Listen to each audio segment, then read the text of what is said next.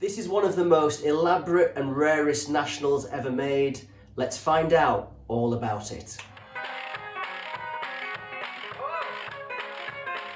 Hey everybody, it's Martin from the Washboard Resonators. This video will be in 3 parts. Number 1, I'll tell you what this guitar is. Number 2, I'll tell you where this guitar came from. It's got some cool history. Number 3, let's hear how it sounds.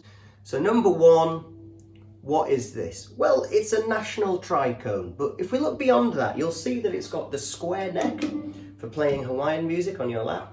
You'll also see that it has a very fancy engraving pattern. Now, these guitars were patented in April of 1927. We're pretty certain that this one is January 1928. You can always tell the early ones because they have the stud tailpieces. It's a really beautiful and rare guitar. Now, a lot of collectors jokingly refer to these guitars as Style 5s. Now, if you know about Nationals, that might seem really weird because if you look at the old catalogues, they go Style 1, which is plain, just like this, Style 2, Style 3, and then Style 4. What do we mean by Style 5? As best as we understand it, and to understand it, do get Mark Makin's excellent book about Nationals, but as best as we understand it, late 27, early 28, National were producing a Style 1, a Style 2, and a Style 3. And yet, further, they wanted to produce a better, more deluxe model. So before they even invented a Style 4, they used to write inside the body, deluxe. And this guitar has that, which means that it's above the Style 3, which is their highest instrument at the time in the catalogue. And then they got sent away to the engraver, and he engraved this really fancy pattern. They're like Acanthus leaves. Now, I was told that John DePera's wife actually invented this design. And so the story goes, they decided that this design was just too fancy and too expensive to produce at profit. So we think they made about 12. And then they standardized a Style 4, which was much more simple. So these, technically, these deluxe instruments are fancier than the Style 4. So that's why sometimes people jokingly refer to them as Style 5s. The other thing people call them sometimes is Acanthus or Style 4 Deluxes, etc. Now, I just think this guitar is beautiful. It sets fire to my heart to have this and look at this. I've only had this about 3 weeks. The story will come soon. But I've used this on a couple of gigs and people come up and they ask about it and I show them and tell them. And everybody that's looked at this is just dumbfounded by the beauty of it. It really makes me happy to have this guitar. Before we get to number 2, where did this guitar come from? Do help me and Jack, the Washboard Resonators. The best way is to go to the description box, join our mailing list. It takes 20 seconds. You can also like, subscribe, leave a comment. That all really helps. So where did this guitar come from? It's December 2022 as I film this, and I've only owned the guitar about 3 weeks. Now, I came to a deal on this guitar about 2.5, maybe 3 years ago. So there's a chap who is a professional musician in Britain called Chris Steinhauer. I have a bunch of his guitars, and he was very ill towards the end of his life, and he was losing like the dexterity to play guitar, so he started playing lap slide. So I bought a 1934 National Style O from Chris, which funded this guitar, and he said, "Would you like this guitar?" And I said, "Yeah, I'll never see another one. It's really fancy, it's really rare." So we came to a deal on it, and he said, "Right, well, when I pass away, you'll be able to go and buy it off my widow." Well, I got it about 3 weeks ago. She looked after it till I was in a position to buy it. And I went to get it. And one of the things that Chris's widow, Ortrude, asked, she plays this word game with different people around the world on a computer. She said, "Can you do a video about it? Because all my friends know about this guitar, and I'm sure they'd love to see more history." So here's the video. So hello all the people around the world that play the word game. Hello, Archery. I hope this is of interest. And I hope we're helping Chris's memory here. Yeah, that is the guitar as far as I knew it. Now, beyond that, I now know that the resonator expert Mark Makin saw this for sale on American eBay about 8 years ago. He put a thing out saying someone's got to buy this, it's really rare. Richard, also known as Snakehips on YouTube, he bought it, imported it to Scotland. Chris bought it off Richard. I do have a letter from Don Young of National Resophonic.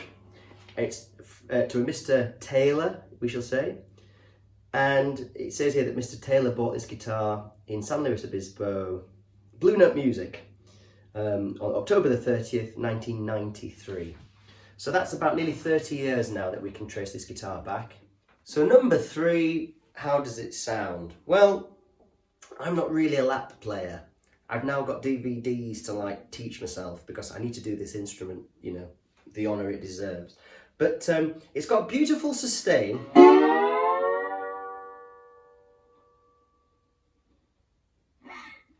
People that play resonators will sometimes say that round neck tricones can sound a little bit thin.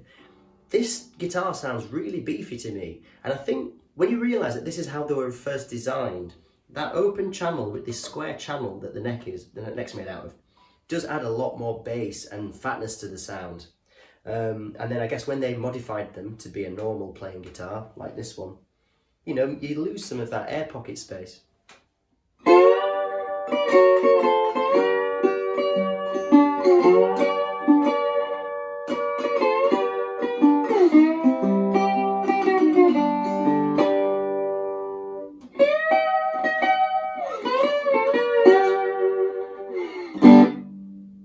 It's such a dynamic guitar. If you just do the little tiny things and then you dig in,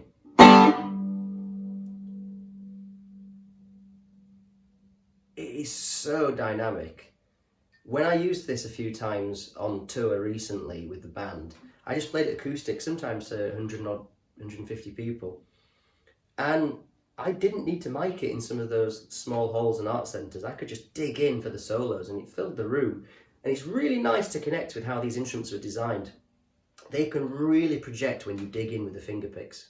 So the guitar came with new National Resophonic, which is a separate newer company by the way, remember.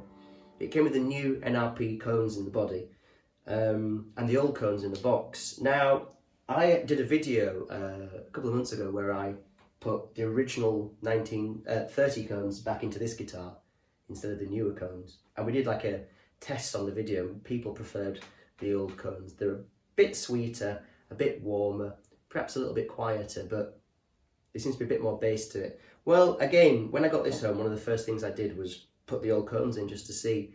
And to my ears, the instrument became more dynamic, more sweeter, and really you could feel on the back, like the back was vibrating with bass so much more with the old cones.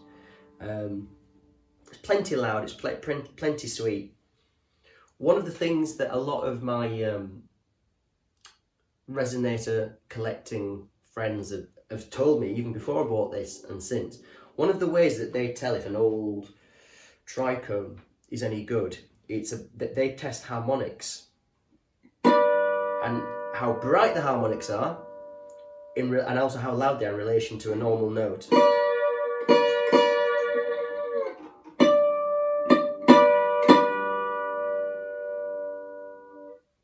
Apparently, with a lot of these old ones, the harmonics and the sustain can be very different. This one has a very early metal well, probably one of the first, perhaps one of the first metal wells.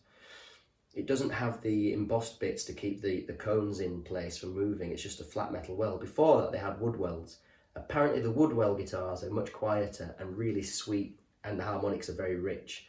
I dare say that this is like about as good a setup for an early National Tricone as you'd want. That metal well, original cones, it's a beautiful guitar, it sounds incredible, and what a thing to own. I mean, I am one of the luckiest men in the world.